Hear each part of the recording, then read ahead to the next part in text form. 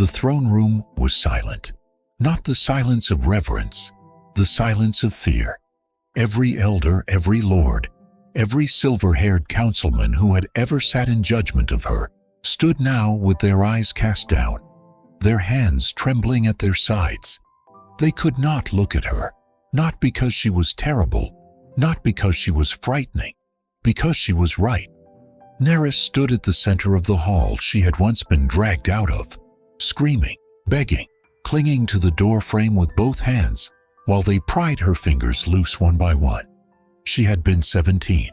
She had worn no shoes, and the stone floor had been so cold she'd felt it through her bones for years after. Now she wore a crown. It was not gold. It was not ornate. It was woven from the black branches of the ash of Valethorn, the sacred tree that only bloomed for those the land had chosen. The same tree this council had told her she would never be worthy of. She had not come back to prove them wrong. She had come back because they needed her. And that, she thought, looking at the man in the second row, Cassian, her promised, her ghost, her unfinished sentence, was the cruelest part of all. He was looking at her. He was the only one who was. 6 years earlier, Nerys had not known she was the kind of person who could be erased. She had believed, the way young things believe in things that have not yet hurt them, that family was permanent, that a promise spoken under the ash of Valethorn at the age of 9, "You are ours, and we are yours," was a thing that could not be untied by the hands that had bound it. She had been wrong. The house of Ithriel was old, not powerful, old. There is a difference, though the family had spent so many generations confusing the two that the distinction had long since blurred. They had a name. They had a seat on the elder council. They had walls of carved pale stone that caught the morning light in a way that made visitors think the house itself was made of something holy. What they did not have was an heir who reflected well on them. Nerys had understood this long before anyone said it aloud. She understood it the first time she sat through a family dinner and watched her mother's eyes travel to her sister Lyra and stay there, the way sunlight stays on something warm. She understood it when she was 12, and her father chose Lyra to speak the autumn blessing at the family gate. Even though Nerys had memorized the words first, she understood it at 14, when the elder Ithriel called her into his study and told her, with the exact tone of someone explaining a disappointing harvest, that she was not what the family had hoped for. "You are too much," he had said. She had asked, "Too much of what?" He had looked at her with something that was almost pity and said, "Everything." She had cried that night. She had cried the way you cry when something you've spent years pretending isn't true is finally confirmed by someone who has no reason to lie. She had pressed her face into her pillow and shaken so hard she thought something inside her might come loose. By morning, she had decided to stop crying. It was not a decision born of strength. It was a decision born of necessity. She had nowhere else to put the feeling, so she put it somewhere she couldn't see it. And she went back to the dinner table, and she ate, and she smiled, and she learned to take up less space. The problem, the thing the family could never forgive, was that it never worked. She was not loud. She was not reckless. She did not throw things or start arguments or embarrass them in front of guests. But there was something about her, something in the way she moved through a room, that made people turn. She didn't ask for it. She didn't know what to do with it. But it was there, stubborn as a root, and no amount of quieting herself could bury it. Lyra had noticed. Lyra, who was everything Nerys was not, gentle and careful and meticulous in the management of her own image, had noticed the way people's eyes followed her sister, and she had begun, slowly and with great patience, to make sure that what people saw when they looked at Nerys was something they would not want. A word here, a suggestion there. She's impulsive, oh, she's unstable. Did you hear what she said at the solstice gathering? None of it was violent, none of it was dramatic. It was the kind of destruction that leaves no fingerprints, because it happens one conversation at a time, and by the time the damage is visible, no one can trace it back to its source. Nerys had not known. She had suspected, in the way you suspect something you cannot prove and cannot bring yourself to fully believe. She had watched Lyra smile at her and told herself she was imagining things. She had been 17 when the council voted. It was framed as a practical decision. The family was to be formally aligned with House Vane in the coming season. A political arrangement, a question of alliances and resources. House Vane had requested a review of all ethereal members who would be publicly associated with the arrangement. The review had found Nerys unsuitable. The language was careful, it always is, in these things. She was described as temperamentally unstable, as a risk to the family's standing, as an individual whose presence might complicate the integrity of the agreement. There were 7 signatures on the document. Her father's was first. She had been given 2 hours to gather what she could carry and leave. She had stood in the doorway of her room, a room she had slept in her entire life, a room where the window faced east so she could watch the sunrise, a room where she had carved her name into the wood of the windowsill at age 6 because she wanted to leave a mark on something. And she had understood, with a clarity that felt like being submerged in cold water, that she had never truly belonged here.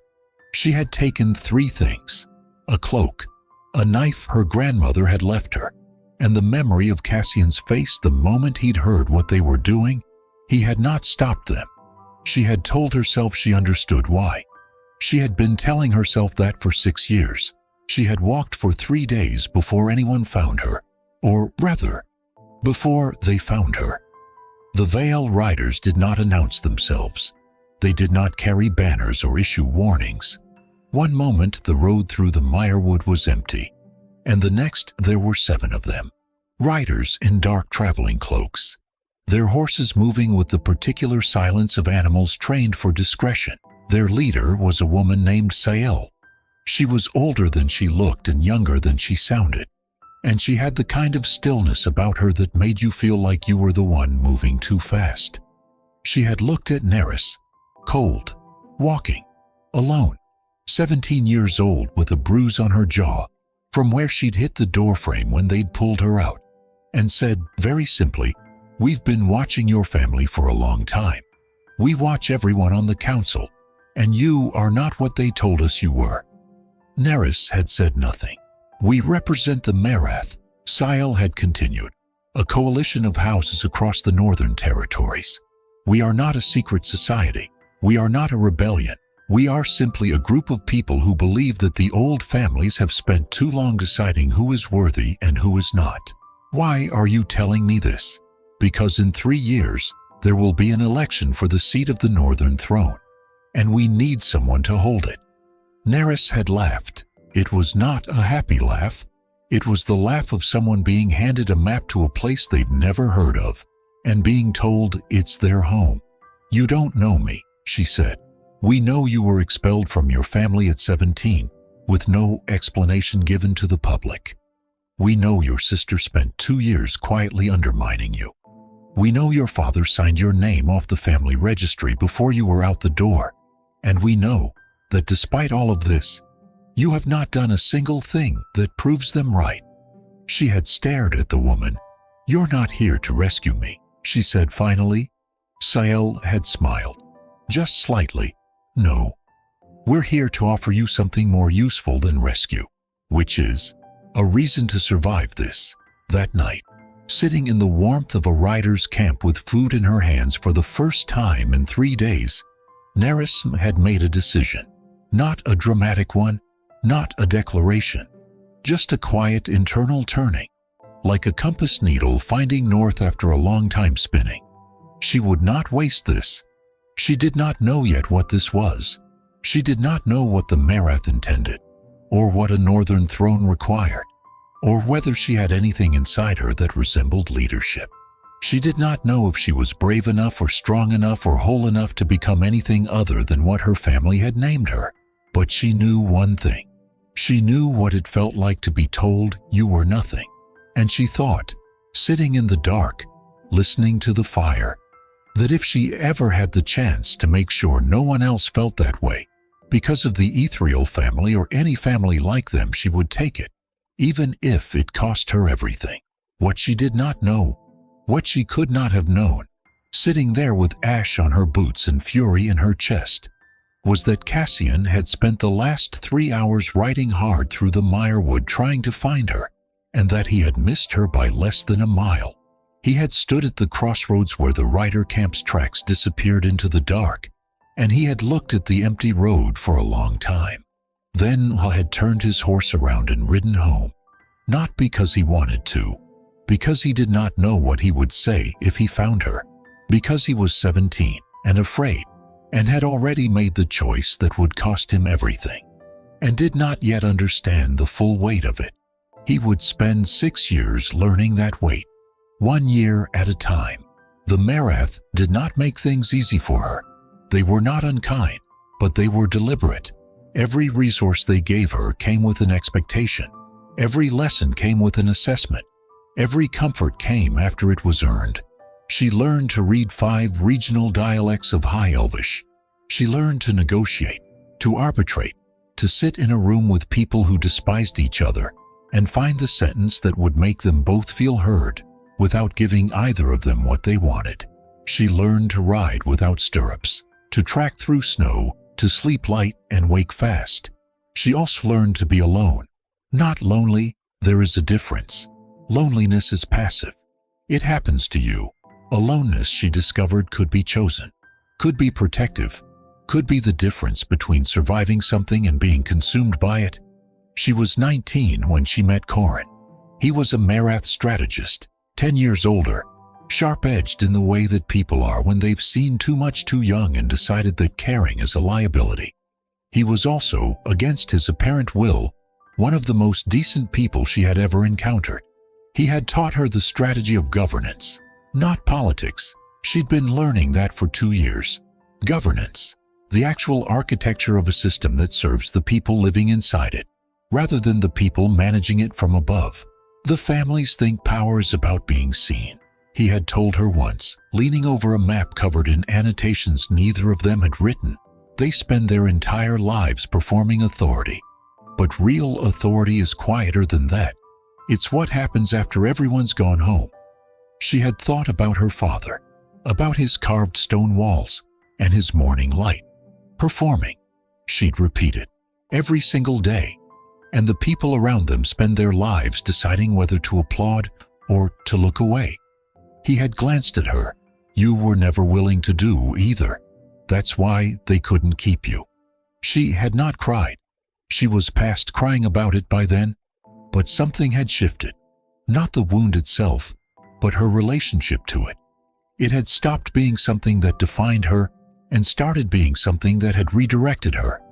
The way a river doesn't choose its course, but shapes the land it moves through regardless. She was 22 when the Nerys began preparing her formally for the election, and she was 22 when she received the letter.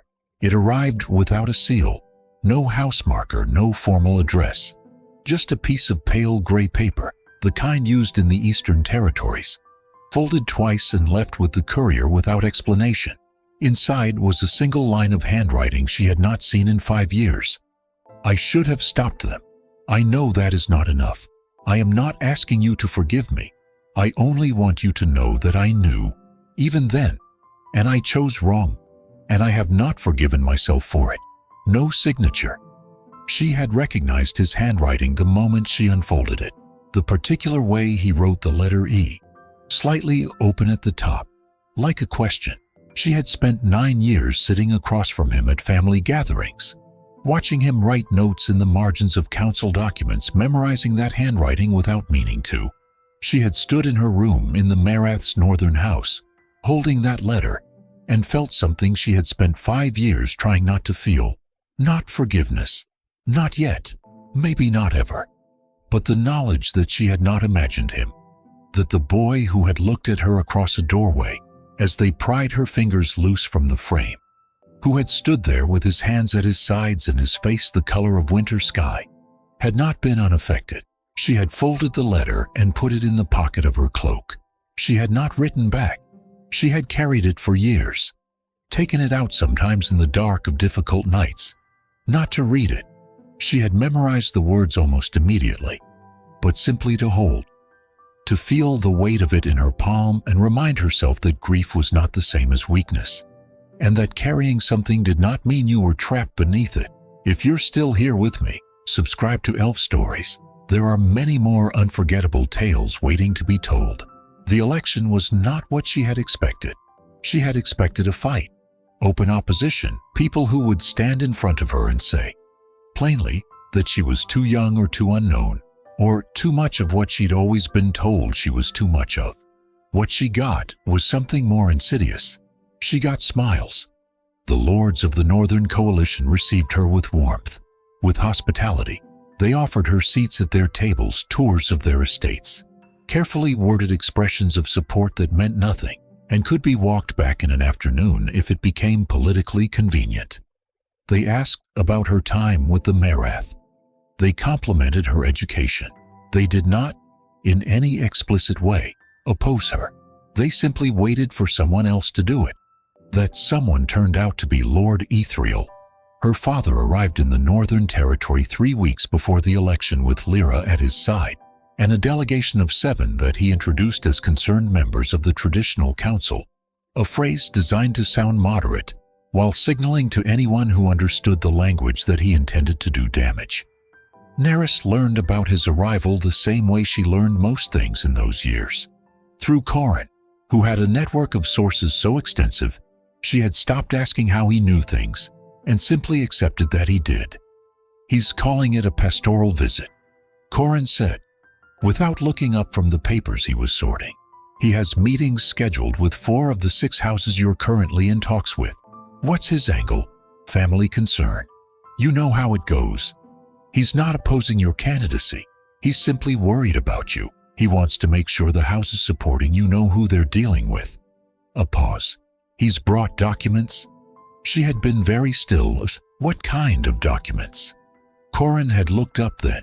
The kind that confirm what the council decided 6 years ago. Medical assessments, letters from family members, a record of the vote. He had held her gaze. Nothing new, but framed for an audience who doesn't know the original context. She had stood by the window for a long time. Then she had said, "Schedule a public audience. I want to speak before any of his meetings happen." I know what it is. Schedule it.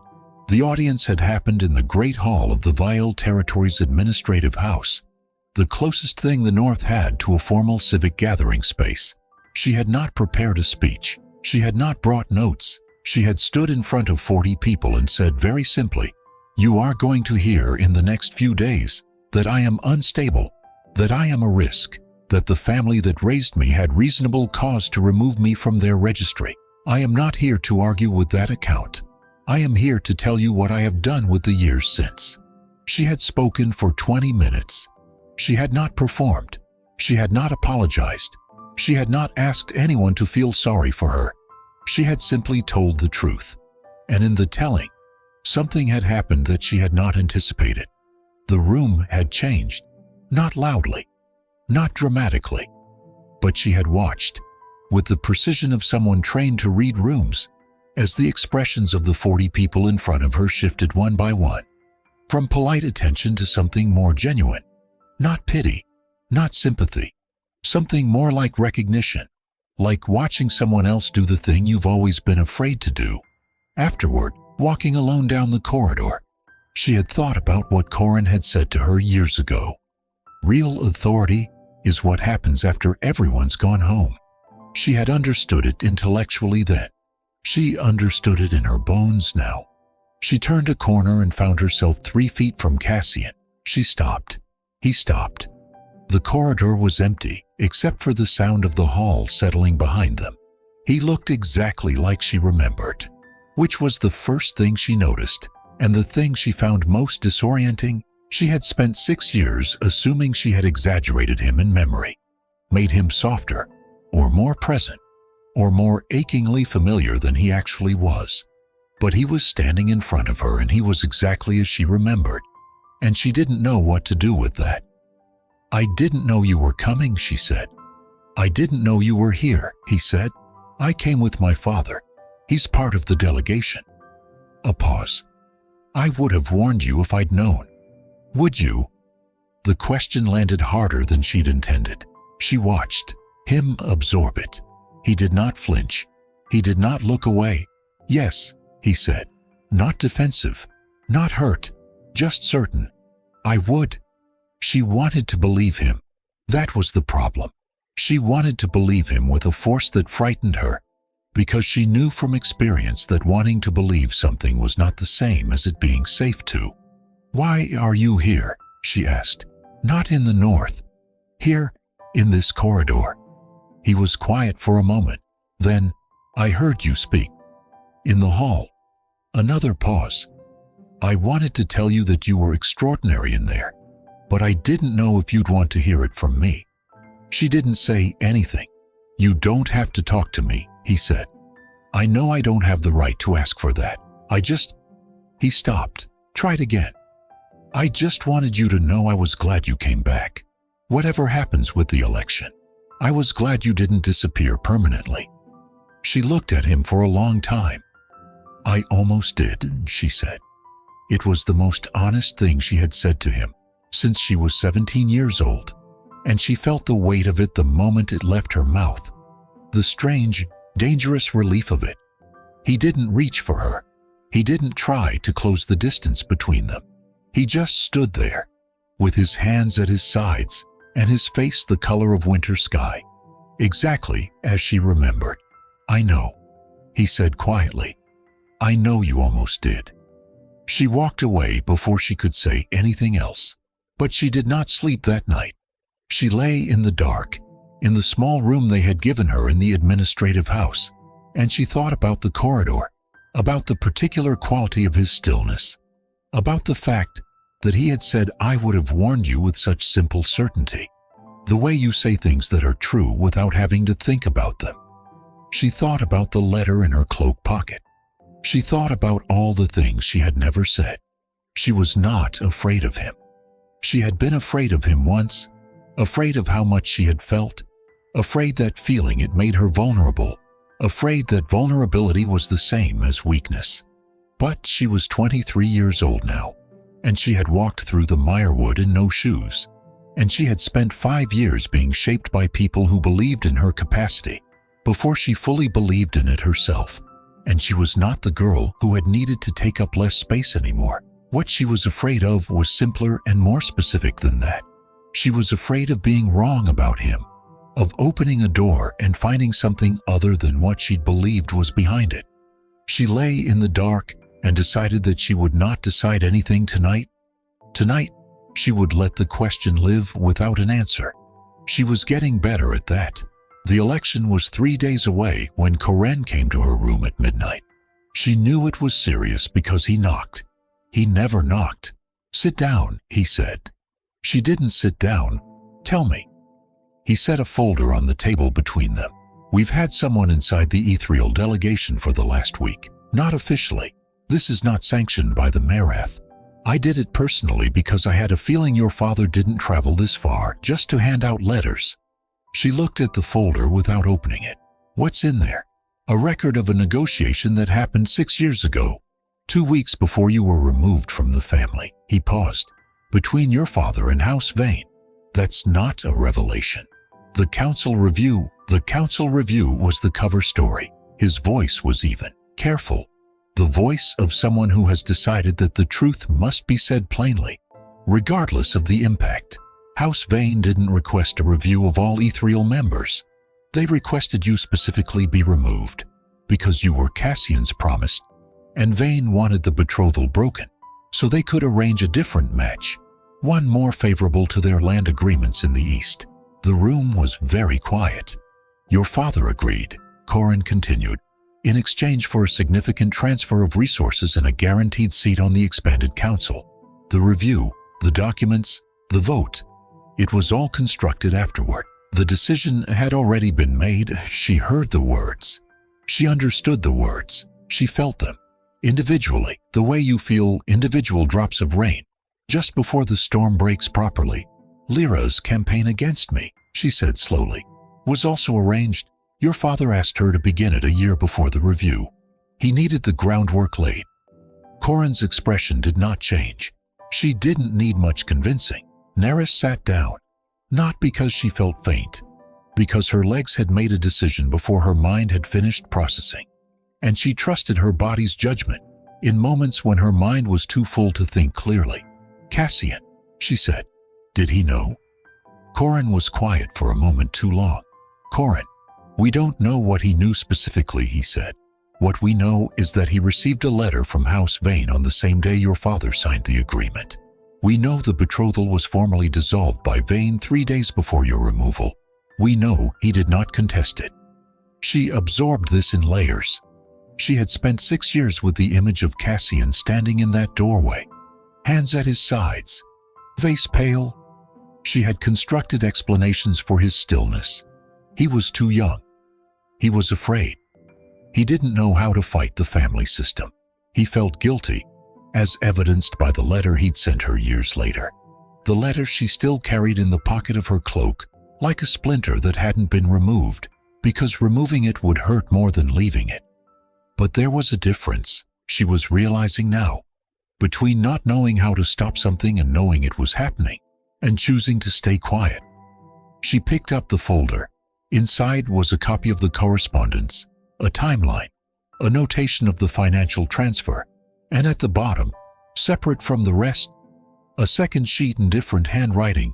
She recognized it immediately, slightly open-y, like a question. It was a letter Cassian had written, dated 3 weeks after her removal, a letter she had never received. She read it twice, very slowly. In it, he described what he had known. Not everything. She believed that, reading it. He had not known the full shape of the arrangement until after it was done. But he had known, days before the vote, that her father was planning to remove her. He had known that House Vane's request was not neutral, and he had gone to his own father, who had told him to stay out of it. And he had stayed out of it. At the bottom, in the same handwriting that had sent her I should have stopped them 5 years later, he had written, I told myself she would be all right. I told myself it would resolve itself. I told myself I was 17 and had no power to stop it. Every single one of these things was true. None of them were reasons. I have no excuse. I have only the fact that I knew and I did nothing. And I have not known what to do with that since. The letter had never been sent. She set it down on the table. Where did you get this? She asked. He gave it to a courier the night after the vote. Corin said. The courier delivered it to the ethereal house. Your father intercepted it. She looked at the ceiling. 6 years. 6 years of a letter sitting in someone's drawer, intercepted by the same man who had arranged the entire thing, while she had walked through the Mirewood in no shoes, and told herself that Cassian had simply been too afraid. He had tried, and her father had taken even that from her. And yet he had also known. He had stood in that doorway, with the knowledge of what was coming already inside him. And he had not moved. He had not fought. He had chosen the easier thing, which was to tell himself a story about powerlessness that absolved him of the need to try. She understood that choice with a terrible clarity. She had watched enough people make it, people who saw wrong things happening and chose not to see them, because seeing required response, and response required risk. It was a human thing, an understandable thing. It was also a cowardly thing. Both of these could be true. She sat in the chair and let both of them be true, without trying to resolve them into something neater. Give me the night, she said. I need to think. The election. I know when the election is. Give me the night. Corin nodded and left. She stood alone in the room, the folder on the table, the unsent letter on top of it, and tried to figure out what she was going to do with a truth this complicated. She found Cassian at dawn, not by accident. She had asked the house steward where he was staying, and she had gone there, and she had waited in the lower courtyard until she heard his door. He came out into the morning gray and found her sitting on the edge of the stone fountain. He stopped when he saw her. She watched him process the fact of her being there, not with surprise exactly, with something more like resignation, the expression of someone who has been waiting for a specific conversation and has long since stopped believing they would be lucky enough to avoid it. He came and sat on the fountain's edge across from her. Neither of them spoke for a moment.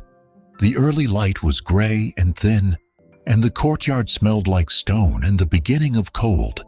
Somewhere above them, the first birds were making their first sounds, tentative, like they weren't sure the night was fully over. "I know about the letter," she said. He looked up. "The one you sent after the vote. My father intercepted it." She watched his face. "I read it last night." He was very still. "I also know what you knew before the vote happened," she said. "Not all of it, but enough." She was not angry. She had expected to be angry, and she had prepared for anger, rehearsed the shapes of it through the dark hours of the night. But sitting here, in the thin dawn light, looking at him, she found something else instead, something quieter, more complicated, more honest. "You were 17, she said, "and your father told you to stay out of it, and you didn't have the power to stop the vote even if you tried." A pause. "I know all of that. Nerys, I'm not done." She held his gaze. "I also know that knowing something is wrong and being afraid to act is not the same as not caring. I know the difference. I've spent 6 years examining that difference from every angle," she breathed. "But I also know that the people we love have the unique ability to wound us in ways no one else can, because they have access to places inside us that we don't let anyone else near." He didn't look away. He was doing the thing she remembered from when they were young, holding her gaze even when it cost him something. Most people looked away when a conversation got difficult. He never had. "I have spent 6 years being afraid of this conversation," he said quietly. "Not because of what you might say to me, because of what I would have to admit to you." A pause. "I knew 3 days before the vote that it was going to happen. I knew your father had arranged it. I went to my father, and he told me it was a family matter and I should let the families manage it. And He stopped. "I told myself he was right. I told myself that getting involved would make it worse. I told myself that you were strong enough to survive it." "I was," she said. "I know. That's not an excuse." "No," she agreed. "It's not?" The fountain made its quiet sound between them. "I also know," she said, and her voice was careful now, deliberate, "that you were a boy being told by the only adults you trusted that the right thing and the safe thing were the same, and that learning the difference between those two things is some of the hardest work a person can do." She looked at the water. "I'm not saying what you did was right. It wasn't. I'm saying I understand how a person arrives there." He was quiet for a long moment. "The night they took you out," he said finally, "I stood in the doorway and watched them and I didn't move. And I have thought about that moment every single day since. Not as punishment. I stopped punishing myself for it sometime around year 3. But as a question." He paused. "The question being, what kind of person stands there? The kind who hasn't learned yet that standing there is a choice," she said, "the same as moving would have been. Is that forgiveness?" She considered the word, turned it over. "I think forgiveness is something that happens slowly, over time, not something that can be declared in a courtyard at dawn." She looked at him. "What I can tell you is that I don't want to spend the rest of my life being at war with this. With you. With what happened." A pause. "I came back to the north because the Marath needed someone for this seat, and because I believed I was that someone. Not to settle old accounts. But he's here," Cassian said. "Your father. And he's going to try to use what happened to take this from you." "I know. My father's meetings start this morning. He has contacts in 2 of the 6 houses you don't have secured. He's going to move quickly before the vote. She had already known this, but hearing him say it confirmed something she'd been uncertain about, that he was choosing this time not to stay out of it. "What are you saying?" she asked. "I'm saying I want to help you." His voice was quiet and absolutely certain. "I can go to the houses before he gets there. I know which families he's planning to approach. I've been listening for the last 3 days. I can tell them what I know about the arrangement 6 years ago. I can put my name on it. Your father will not forgive you for that. I know. House Vane will pull their support from your family's position in the East. There will be financial consequences, political consequences. I know that too. And you've thought about this. I've thought about nothing else for 6 years." His voice was quiet and absolutely certain. "I made the wrong choice when I was 17. I have no intention of making it again." She looked at him for a very long time. This was the moment. Not the election, not the throne room, not the crown. This. Right here. This was the choice she'd been moving toward without knowing it since the day she'd walked out of the Mirewood and let the Nerys give her a reason to survive. She had expected the choice to be about revenge. The Nerys had prepared her gently for the possibility that proximity to her father and sister might awaken something she'd buried, that she would have to consciously choose the higher road. Corin had said once, "The hardest thing about becoming powerful is not the power itself. It is resisting the uses of it that feel most justified." She had thought about that for days when he'd first said it. She had turned it over, imagined the scenarios, tried to locate the version of herself that would reach for destruction rather than construction. But sitting here in the gray dawn, she found that version difficult to access. Not because she was saintly, not because the wound had healed, but because rage, she had discovered, required a certain kind of fuel. And the fuel it ran on was the belief that you had no other options. The belief that the only way to reclaim what was taken was to take something back. She did not believe that anymore. She had built something. 5 years of building, starting from nothing in the Mirewood. She had become, through great difficulty and no small amount of pain, a person whose presence in a room changed the room. She had done that entirely without her family's help, entirely despite their efforts. To burn their position down now would be to make them the center of her story. She was done with them being the center of her story. "If you help me," she said slowly, "I need you to understand what I'm asking for. I'm not asking for you to destroy your family on my behalf. I'm asking for you to tell the truth." That's what I said. Those aren't always the same thing. She looked at him. "I need you to be prepared for the possibility that telling the truth will have consequences you can't predict.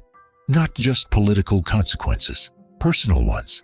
There are people in your life who will not forgive you for this. I know, and you're still choosing it." "Yes," she breathed. The question was not whether to let him help her. The question was whether she was willing, after all of this, to let him back in.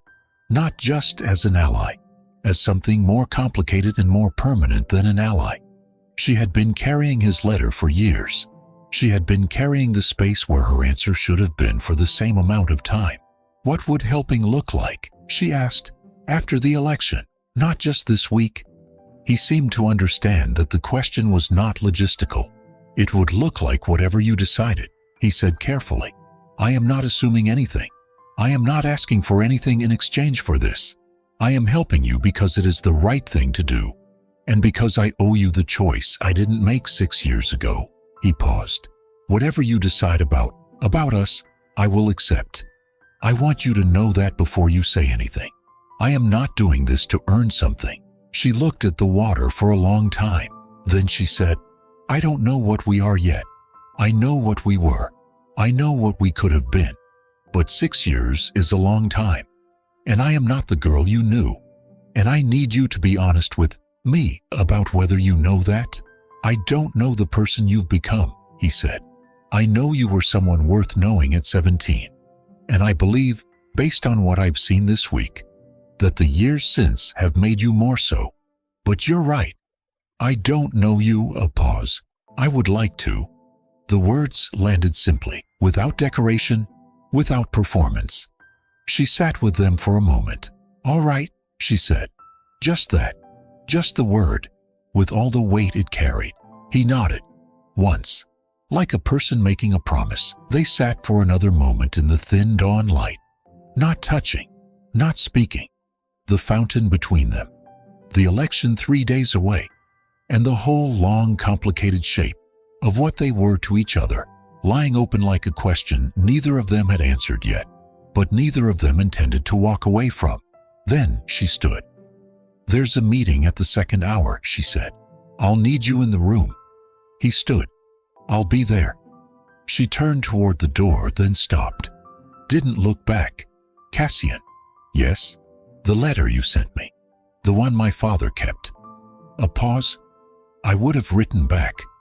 She heard his breath, very quiet in the early morning air. She did not wait to hear what he said. She went inside.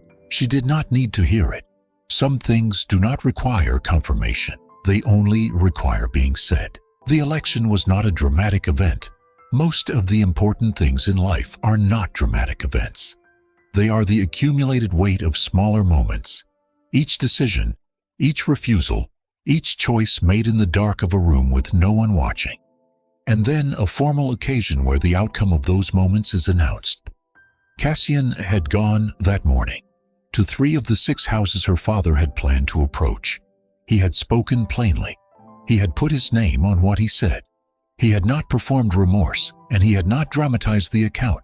He had simply told the truth, with the particular authority of someone who was present when it happened and had spent 6 years being unable to forget it.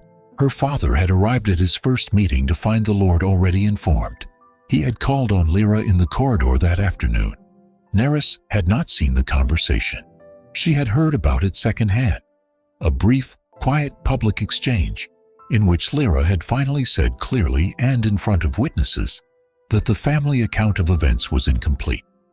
Nerys did not know what had moved her sister to do that, or perhaps guilt, perhaps the recognition that the story was going to be told now, with or without her participation, and that she had a choice about which side of it she was on. Perhaps something simpler and more human than either, the accumulated weight of years of carrying a truth she could not put down. Nerys found when she heard about it that she did not feel vindicated. She felt tired and sad, and very quietly certain that she had done the right thing. Nerys received 15 of the 17 votes. One of the 2 who voted against her was Lord Ethriel. The other was an elderly lord from the south, who simply did not know her and voted for the name he recognized, which was not hers.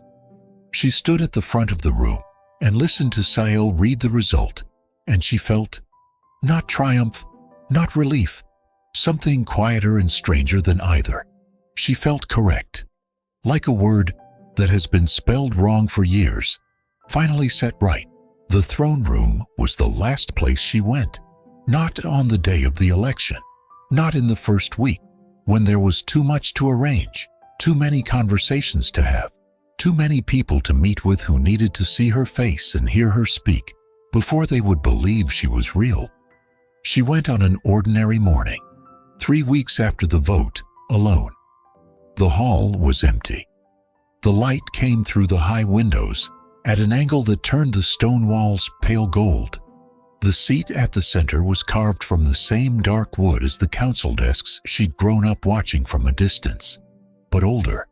Older than the family arrangement, older than any of the houses, older than most of the conflicts she'd spent 6 years learning to navigate. She walked the length of the hall slowly. She thought about the girl who had been dragged out of a doorway in no shoes at 17. She thought about 3 days of walking in the Mirewood, cold and directionless, before the riders found her. She thought about Corin and his maps and his patient, relentless belief that she could become something. She thought about the letter in her cloak pocket, the one she had finally, 2 weeks ago, written back to. The answer she had sent was not long. It said, "You should have stopped them. I know you know that. What I want you to know is that it didn't break me. It redirected me. I am not sure I would be here without it. And I am not sure how to feel about that." But I am here. And so are you. I suppose we start from this. She had received a reply the following morning. It was 2 sentences. I will spend whatever time you are willing to give me making sure you never regret this. That is the only promise I know how to make right now. She had folded it and put it beside the first letter, in the pocket of her cloak. She stood in front of the throne and looked at it for a long moment. The black branch crown was on her head. She wore it more easily now, the way you wear anything that is genuinely yours, without thinking about how it looks to others. She did not sit down in the theatrical sense. She sat down the way you sit down after a long journey, tired and real, and finished with something, ready, perhaps, for something else.